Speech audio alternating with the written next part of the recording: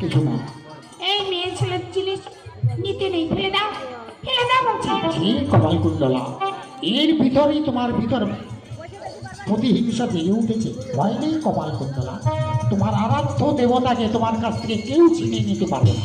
এসো, আমরা এবার সপ্তম গ্রামের দিকে যাত্রা করি। এসো। আমার দাদা সেই সুন্দরবনে চলে গেল,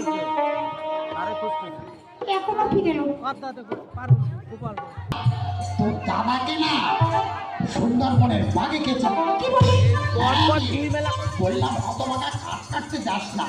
কাঠ কাটতে গিয়ে বাঘের কবলে পড়েছে। যখন তাকে ধরেছে তখনই মাটিকে বললাম, বউ আর ছাড়ো, প্রাণ বাঁচাও।